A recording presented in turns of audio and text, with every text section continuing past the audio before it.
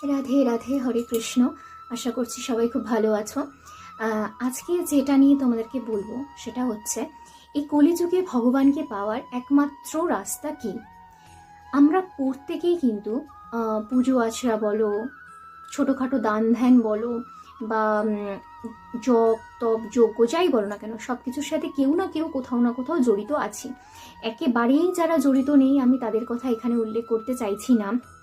তবে এটা তোমার সত্যযুগ, দ্রাপর যুগ বা ত্রেতা যুগ নয়, কলিযুগে বাস করছো যখন, কলিযুগের মধ্যে তোমাকে ভগবান প্রাপ্তি হতে গেলে বা একমাত্র ভগবত প্রাপ্তি করতে গেলে একমাত্র রাস্তা, ওয়ান অ্যান্ড ওনলি রাস্তা হচ্ছে তোমাকে নাম জপ করতেই হবে।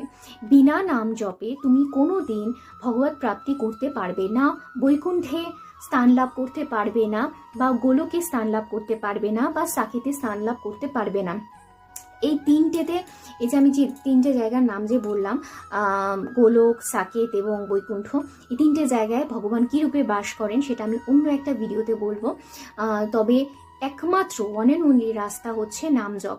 তোমরা যে যেভাবে পারো, যে যে পরিস্থিতিতে থাকো, যে যে ভগবানকে ভালোবাসো, যে রূপে ভালোবাসো, তুমি শ্রীকৃষ্ণ রূপে ভালোবাসতে পারো, রাধারানী রূপে ভালোবাসতে পারো, মানে কৃষ্ণ নাম জপ করতে পারো, রাধা নাম জপ করতে পারো, রাম নাম জপ করতে পারো, নৃসিংহ ভগবানের নাম জপ করতে পারো। ভগবানের যে রূপকে তুমি ভালোবাসো সেই রূপের নাম তুমি জপ করতে পারো। তাতে আলটিমেটলি তুমি তার নাম জপই করছো, আলটিমেটলি তুমি তার চরণেই ঠাঁই পাবে। কিন্তু বিনা নাম জপে শুধুমাত্র পূজা অর্চনা করলে বা দান ধ্যান বা শুধুমাত্র জপ যজ্ঞ করলে কিন্তু সম্ভব নয়। কলিযুগে নাম জপ ছাড়া ভগবত প্রাপ্তি অসম্ভব ব্যাপার। যে কোনো পরিস্থিতিতে, এমনকি শাস্ত্র মতে তুমি যদি আমরা যদি ওয়াশরুমেও থাকি, মানে বাথরুমেও থাকি, তাহলেও কিন্তু তুমি নাম জপ করতে পারো। মন্ত্র উচ্চারণ নিষিদ্ধ, কিন্তু নাম জপ তুমি যে কোনো জায়গায় যে কোনো পরিস্থিতিতে করতে পারবে। রাধে রাধে, হরে কৃষ্ণ।